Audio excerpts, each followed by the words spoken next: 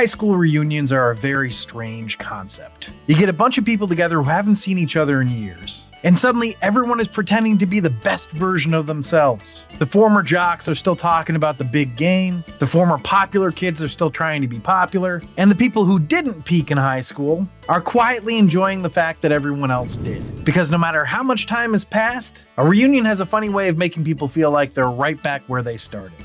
You know, Peg, I'm having the time of my life. See, being married to you, I forgot how great I was. Why, oh, why did I leave high school?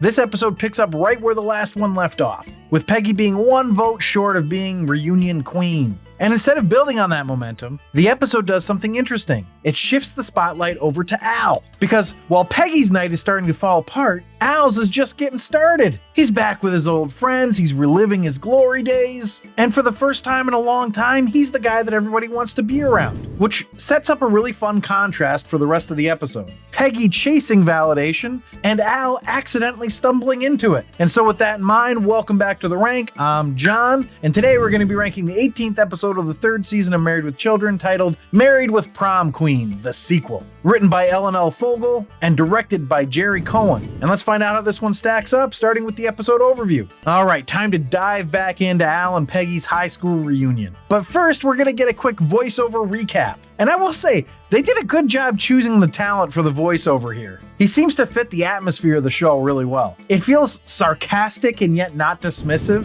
Anyway, we get the recap through a scrapbook of pictures from the previous episode. And the voiceover is going to casually mention that the kids are starving in the middle of it, and then when it ends, it's going to wrap up with saying, the kids are still starving. Now, if you'll recall, at the end of the last episode, Peg found out that she was one vote short of becoming reunion queen. And whereas she started out being really excited about this reunion, now she's pretty depressed. But we're gonna move focus from Peg to Al right at the beginning here.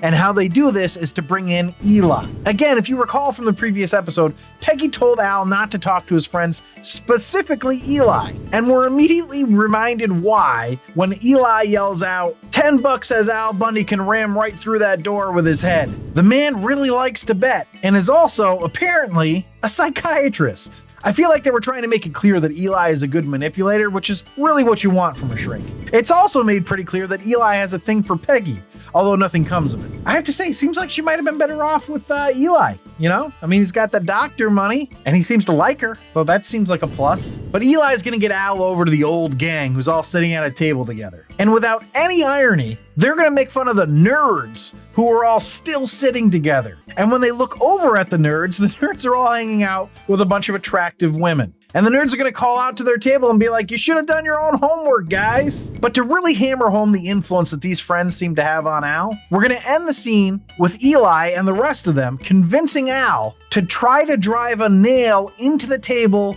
with his head. And the way they convince him to do it is by saying, you know, maybe your head's just not as hard as it used to be. And that's the statement that pushes Al to prove them wrong. That's just a really bizarre thing to want to prove, Al. No, my head's still hard as hell. Now, we haven't seen the kids in a while, so we're going to get a scene with them, and they're making boot soup. And if you haven't watched the episode and you're wondering what that is, I'll explain it, as I'm sure Antonio will put a clip of it up. I wasn't gonna.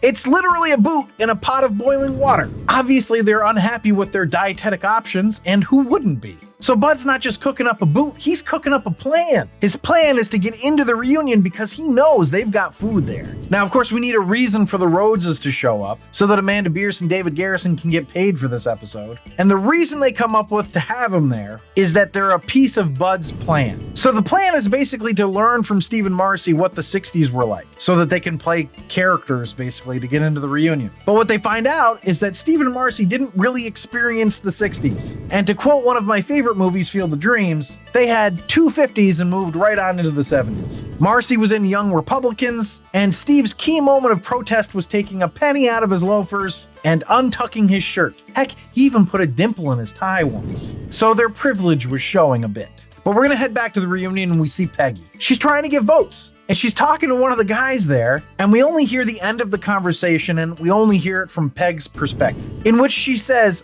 I do need the votes, but I don't really do that anymore. Could you vote for me anyway? So it seems like she strikes out with the creepy guy, but that's not the only person she's gonna strike out with. Looks like she's got a lot of bad blood with her former female classmates as well. Apparently, Peggy spent a bunch of her youth stealing her friends' boyfriends. Kind of like Kelly does now. So it's not really any surprise that these spurned women don't really want to vote for her either. And then when we see Al again, he has a wound on his forehead, which he tells Peggy he got while shaving. So clearly Al tried to drive the nail into the table with his head. And I didn't see a nail sticking out of the table, so I'm guessing he lost that one too, just like the Mustang from last episode. And shortly thereafter, we're going to see that Bud and Kelly have effectively made their way into the reunion. Bud is insisting that he goes by the name Moonbeam, and Kelly is going by Peace. Now, of course, you're thinking, peace, right? It's the 60s. I get it, makes sense. But he spells it for her, P-I-E-C-E. And normally, Bud's constant Kelly's a slut jokes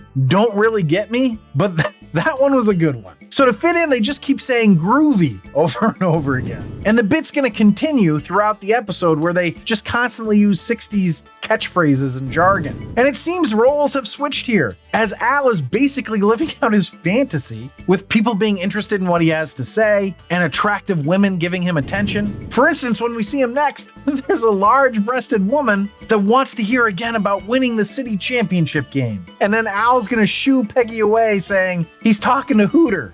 Of course, she corrects him and says Vicky, but she's undeterred by him calling her Hooter. She still wants to hear about the game. Al is really having the time of his life, to the point where he ponders why he ever left high school. But poor Peg is distraught about not becoming reunion queen. And in the next scene, we get more of Al having a great time. There's a woman talking to Al about how he apparently gave up a career with the Bears to be with Peggy.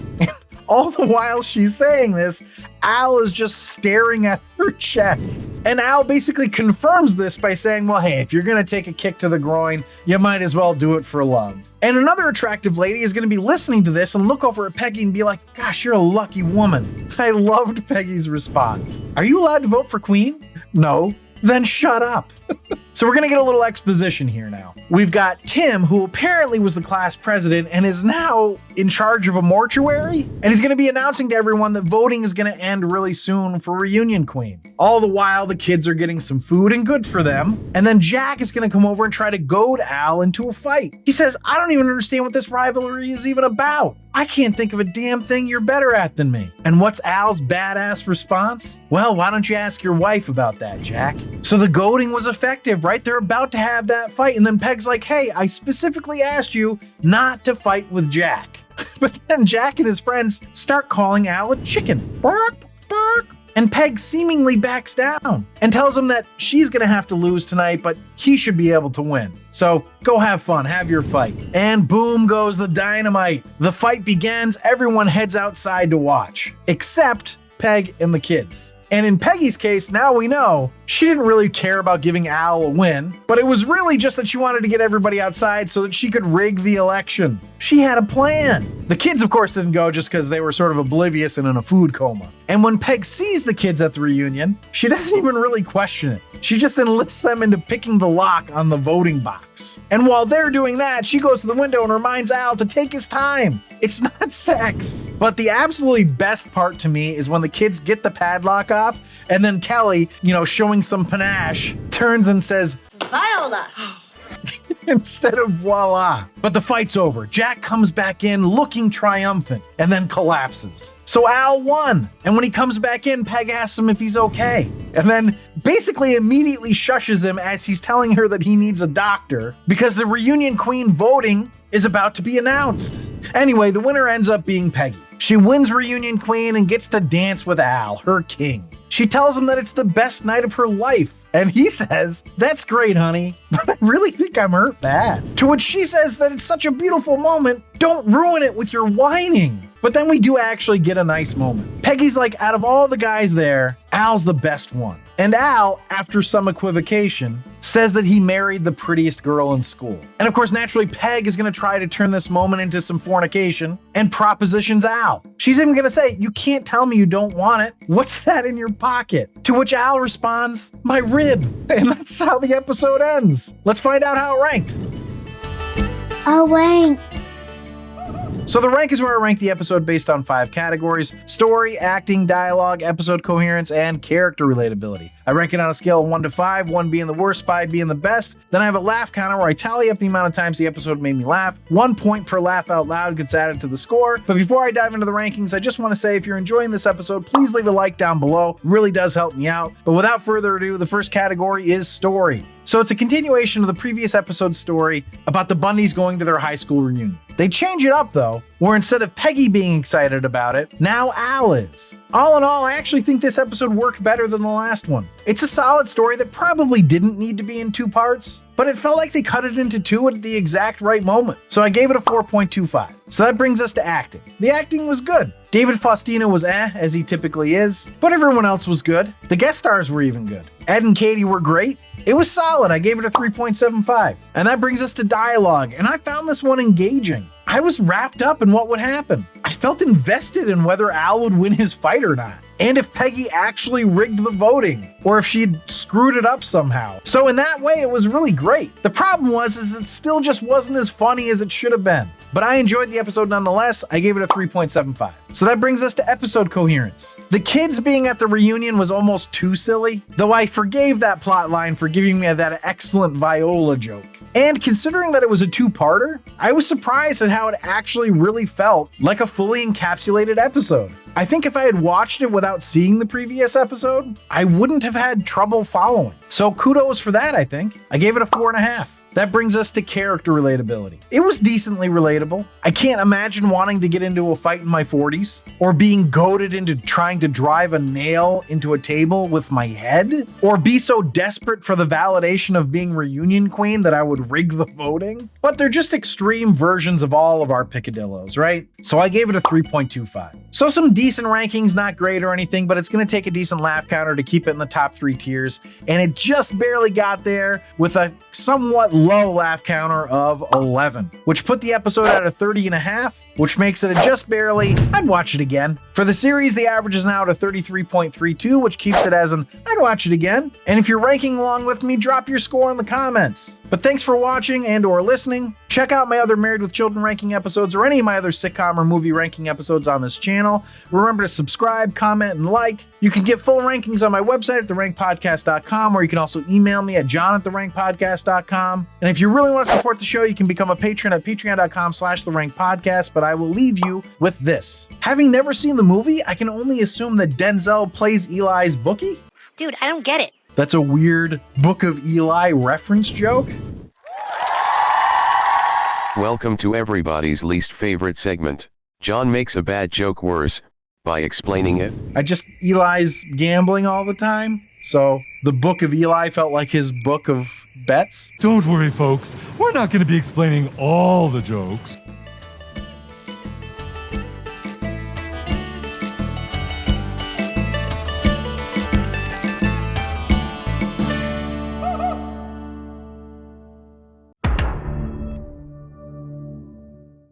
The episode does something interesting. It shifts the perspective. Nope, it shifts the spotlight. So let's take it from the top.